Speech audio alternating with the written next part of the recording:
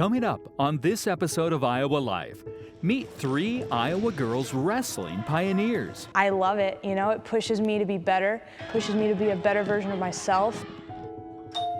Visit the last Ben Franklin store in the state. We're the type of store that sells things that are fun to buy, things that you do for fun rather than things that you're required to have. And see how this Davenport makeup artist channels his creativity. That's what I do it for, is just that constant challenge of being better than my former self, you know? It's all coming up next on Iowa Life.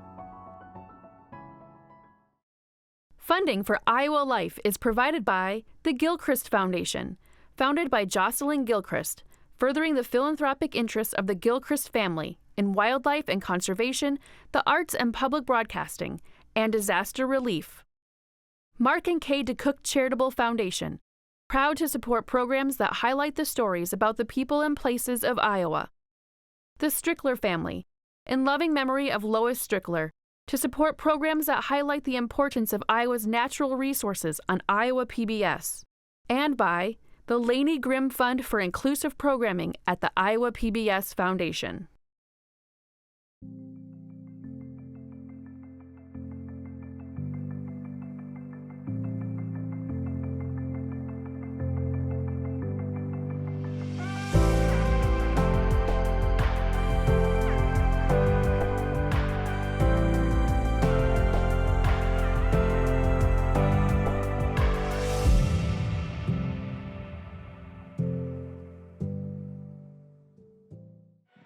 Wrestling has been an Iowa pastime for more than 100 years.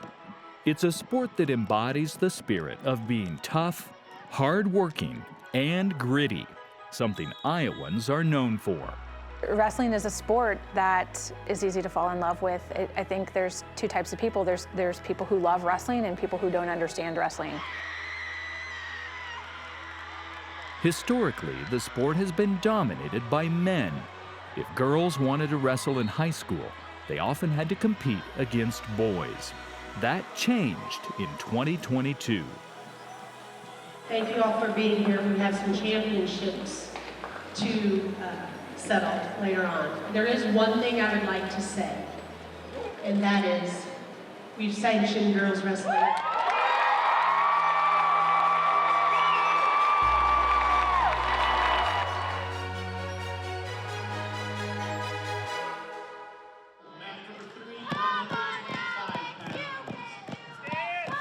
After the Iowa Girls High School Athletic Union voted to make girls wrestling an official sport in 2022, participation skyrocketed. In the 2023-2024 season, more than 3,000 girls across 200 programs participated in the sport. Iowa is one of the greatest states in the nation for wrestling, historically has been. Wrestling is familiar to a lot of people. So when it comes to girls wrestling, the concept wasn't so foreign. I think just us putting our stamp on it gives it legitimacy across the state and more avenues for growth. Now girls feel it's for real. Girls wrestling isn't necessarily just on the back burner or something that some girls are doing off on the side. Now it's real and it means something. Like now they have actual credibility that this is a real sport. The state has really embraced it, and I think people have because they see the difference in the sport. It's way more aggressive. Guys tend to be a little bit more defensive and are really waiting to take their shot, where girls, there can be 4 or 5 shots in that same 30 seconds that the boys maybe haven't even shot yet. So it's definitely fun to watch. Some officials said, I've never gotten a hug after a match, but that happens, and that's part of girls wrestling. That's what makes it kind of special. The story of girls wrestling in Iowa is just getting started. The athletes competing now are pioneers in the sport, paving the way for generations to come through passion, hard work, and purpose. Ridgeview senior Tatum Shepard started wrestling in kindergarten after watching her brothers. Tatum is a multi-sport athlete and served as the wrestling representative on the Student Athlete Advisory Committee for the Girls Union and is an ardent ambassador for the sport. Sprawl, sprint, Bessie, ready, chase tail, go! When I was younger, I wrestled with the guys, and it definitely didn't feel the way that it should have. Girls get to play basketball against other girls, girls get to play softball against other girls, but when I was younger, I wrestled the guys. So I tried to make it my goal to kind of create as many opportunities for girls as possible, and that means getting them on the mat. I would just go around school and be like, hey, you want to wrestle? And the immediate reaction was no, and I'm like, what if you could just try it? I definitely want as much participation as possible because it's such a cool sport and it teaches you so much. Tonight we're gonna go a 6-minute drill match and then we're going live the whole time. So we're gonna go hard. Shake hands. Wrestling has taught me that I can do hard things. After you wrestle, everything else in life is a lot easier. We just finished the second period. It's time to pick pace up. There's just so much that goes into practice, a lot of technique. It's probably the most mental sport out there. 1, 2, 3.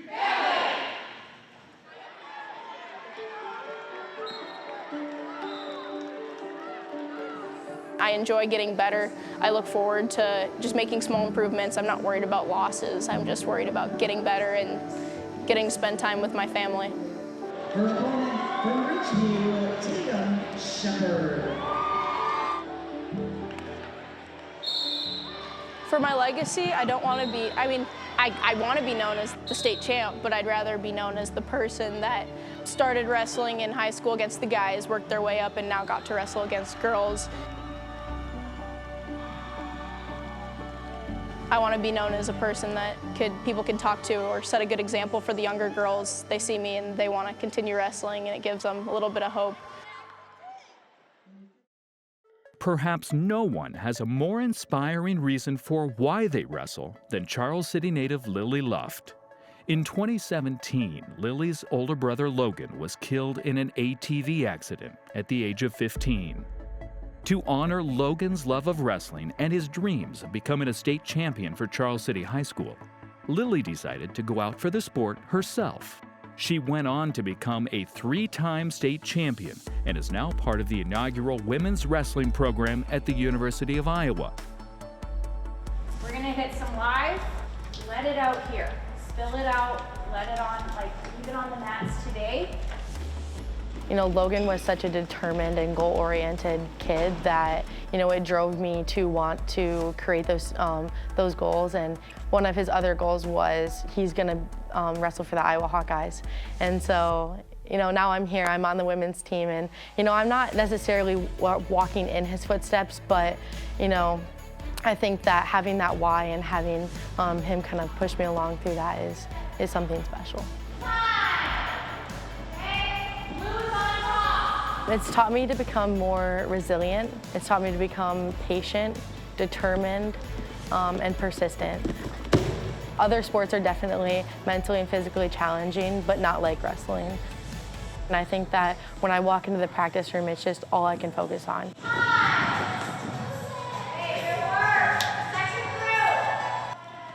One of our mantras for this year as a team is "For Her." For her means the girls that have paved the way in front of us and us now paving the way for the ones to come. And there are so many young girls in the state of Iowa and just throughout the country that are looking to compete at the collegiate level. And for us to be the first Power 5 in college and to start that is just truly special. And we're trying to set that example for them and show them that you can wrestle in college and you can achieve your goals. And to be a part of that is amazing.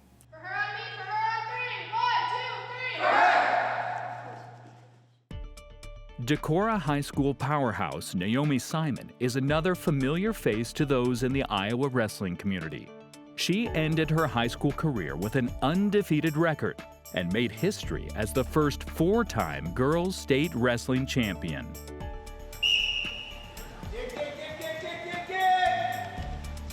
I started wrestling when I was in 7th grade. Just decided to go out. I'd done taekwondo, gymnastics, soccer, every youth sport, really, and I never really liked any of them.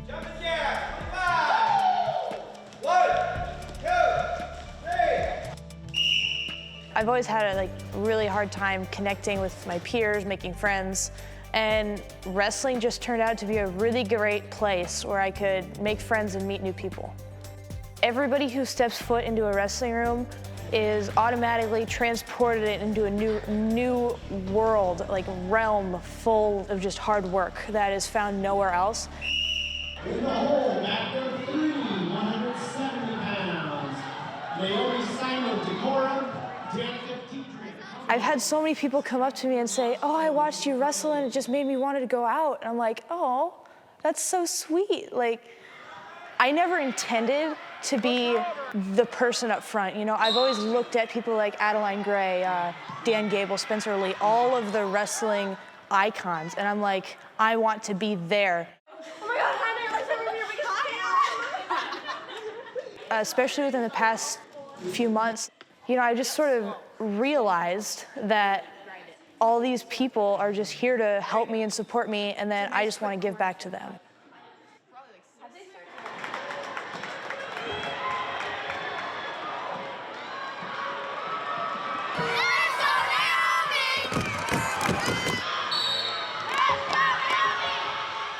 I love it, it pushes me to be better. It pushes me to be a better version of myself. It allows me to help other people be better. The biggest thing I think it's taught me is how to respect everybody and still want to go out and battle them. Every opponent I face, I have the utmost respect for because they're there wanting to fight me, essentially.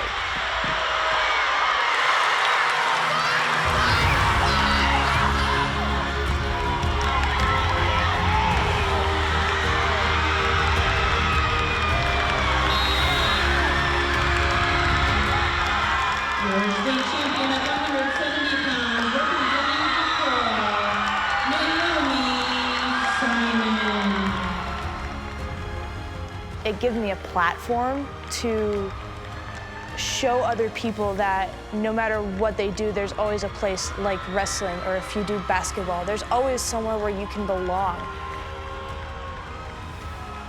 I think that the hard work, the work ethic, and everything that I've gained through wrestling is just keeps pushing me to come back.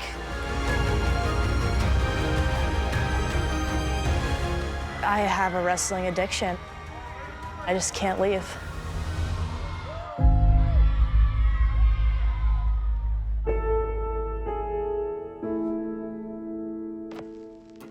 If you grew up in a small town in the mid to late 1900s, chances are you probably bought candy or school supplies from a Ben Franklin store.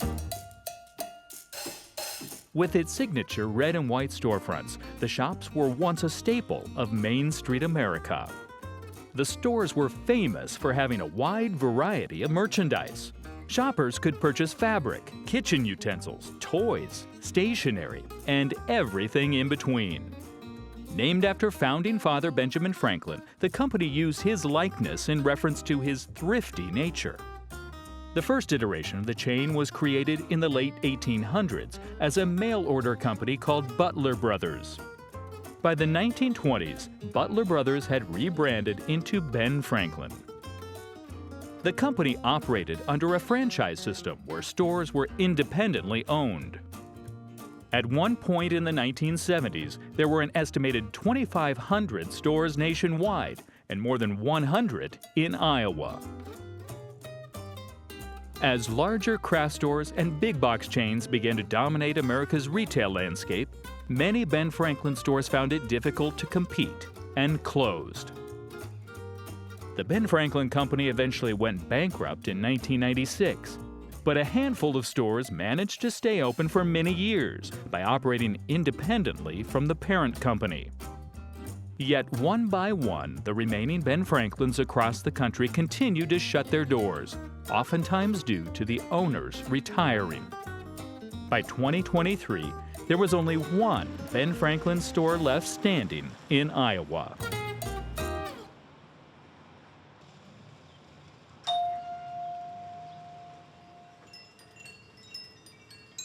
We're starting to get in our summer items, so our seeds and everything are coming in, and some of the decor items.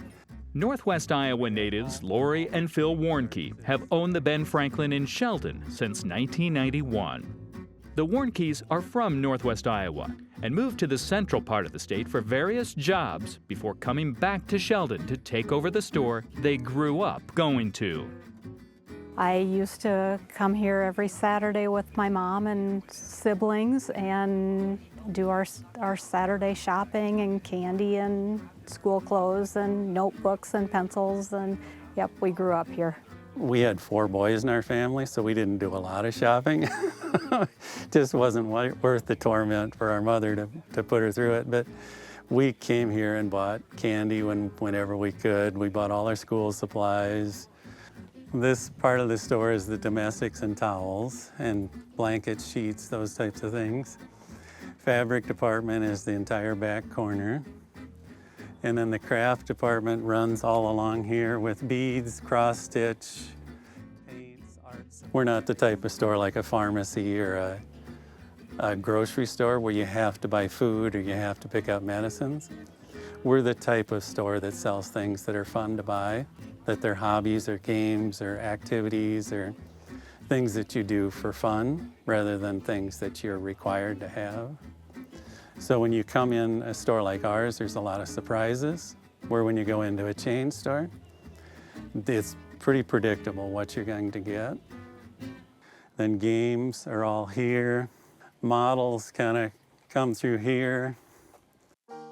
The competitive advantage of Ben Franklin stores is the ability to tailor merchandise to what the community wants. And now, more than ever before, the store stocks a heavy dose of nostalgia. We might be something vintage, they see the Ben Franklin, they remember their childhood, they stop in, they visit with us. We've gotten letters, we've gotten old memorabilia from people. This was a buying guide for new store owners. Kind of a fun little book someone found when they were cleaning out. Some other little cars that someone brought to us. They were cleaning out Grandpa's house and they thought that we would enjoy them. Hi there. Hi there. Are you finding everything? I need a shower curtain, or shower, yeah. Did we have such things anymore? Right over here. All right. Your grandma's, so you're gonna be in style. All right. Not a Gigi shower cap. It's really fun to watch, especially the older people. They get out of their cars and their faces light up and they're excited to come in, and a lot of them take out their phones and take pictures, and coming in our store reminds them of the store that they grew up with, that they got their first piece of candy with their allowances, they got their school supplies, all of those kind of things. The younger people drive up and say, "What's this? What's a Ben Franklin?" But the people that are in their 40s or older, they grew up with Ben Franklins as a part of their community. It's worth mentioning that many five and dime stores that were once Ben Franklin's continue to thrive, just not under the original name. So why do the Warnkes keep the Ben Franklin branding? It's familiar to customers, and it's been here for almost 100 years now. It's pretty hard for us to change it, and even if we did change it, it still would remain the old Ben Franklin store. So it's just a little bit of nostalgia for us too, to keep that name as long as we can. Kathy, please call the front. Kathy, call the front. We wake up every morning and we're anxious to come to work, and this has been a way of life for us for 33 years, and we still find excitement in coming to work and meeting our customers and being a part of this store.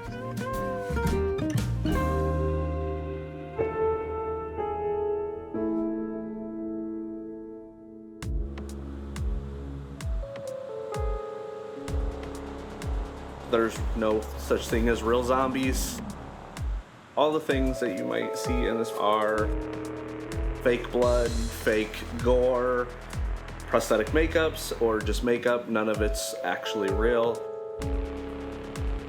I have to emphasize that I don't know how to make anyone look pretty at all. I can make you look horrible, or I can age you, or I can make you look scary, but I can't. I don't Can't put lipstick on you. I don't know how to do that. I grew up drawing, like since I can remember. I would draw cartoons. I would draw things at a young age, and like I've been told throughout the years that I was exposed to horror movies at like probably an unhealthy age. Like rumor has it, I went to see Cujo when I was 6 months old, and Nightmare on Elm Street when I was 3. You know, people frowned on seeing a child draw these horrific things with crayon or colored pencil, but like I loved cartoons, I loved comic books, and that is where everything started for me, is I wanted to draw. Fast forward, a friend of mine, he's like, hey, you know, you want to help me do this makeup on myself for Halloween? And I was like, oh, I have no idea what I'm doing. Like, I've never done anything like that before. And he goes, well, I've been doing all this research online, and he's like, I just need your help, like, put it on if that's okay. And I was like, sure. And I ended up having like so much fun. I started researching it more and realizing like it was something that I could pursue actively and make a career from it. My research told me start in haunted houses. And I did that for a long time. And I had a lot of fun doing that. I got to create some amazing makeups. No eyes closed for me. But ultimately, I always wanted to do prosthetic makeup. I've worked in music videos and commercials, movies, obviously Haunted Attraction. Dreamland has Margot Robbie in it. All the bullet holes in that movie are my designs.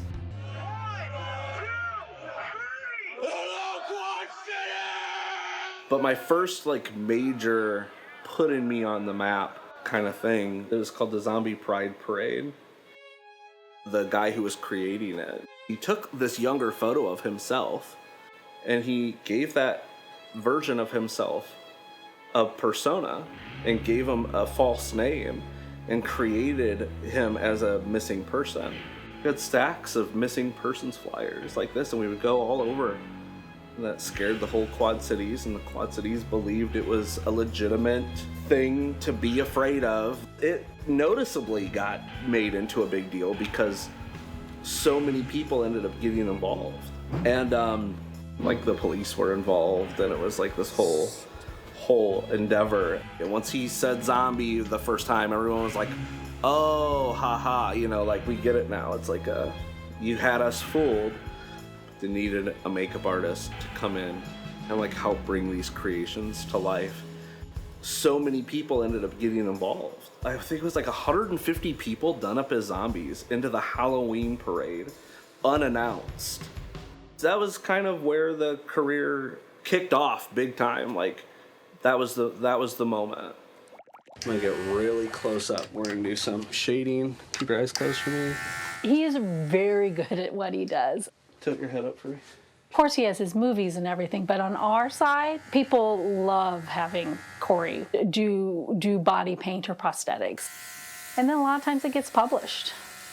So photography by Focal Points is Kim and Whitney. Okay, let me see. Stop about there. We had kind of talked about collaborating for a while. We could do different themes and stuff and offer it as different packages. They build their own sets in a lot of cases, like all of that. We do tiki, obviously. We do space, we do Western. Halloween is our huge one. We have a set that we built in the Garden of Good and Evil, which is based off of the cemeteries in Savannah. I mean, and we build all these by hand, so no one else has this. This is ours. I mean, there's only so much you can do in Photoshop. Like a lot of that, what he does just can't be replicated in post. And the detail, it really comes through in the photos. Photography goes pretty quick. It's usually the prep that takes a lot of time. Mouth open. With Connor, when we did his zombie makeup, it was like 3.5 hours that I worked on Connor. I'm a cinephile. You know, I love movies. I grew up on The Twilight Zone and Alfred Hitchcock, and I had like an effects career bucket list. And one of those was like, I want to work on a slasher movie. I want to just like be able to say I got to work on a slasher movie. And that's haunt season. It was a blast. Like, everybody on that crew was great. It was a challenging project for me. I wanted it to be something that I felt like could potentially become a cult classic. I really, truly believe that's gonna be the one. Every single time I go to do a new makeup, there's always the anxiety of starting to work with someone I've never worked with before, but there's usually a point about 2/3 of the way through the makeup where now they don't look like themselves anymore.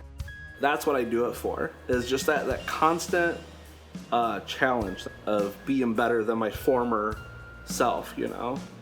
Pushing those elements.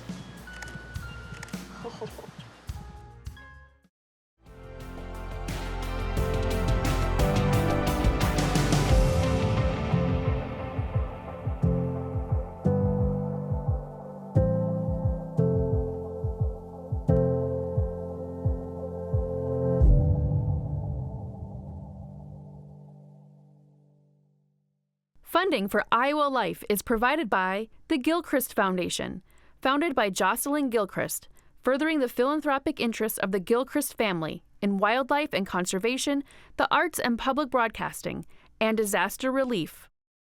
Mark and Kay DeCook Charitable Foundation, proud to support programs that highlight the stories about the people and places of Iowa. The Strickler family, in loving memory of Lois Strickler, to support programs that highlight the importance of Iowa's natural resources on Iowa PBS, and by the Laney Grimm Fund for Inclusive Programming at the Iowa PBS Foundation.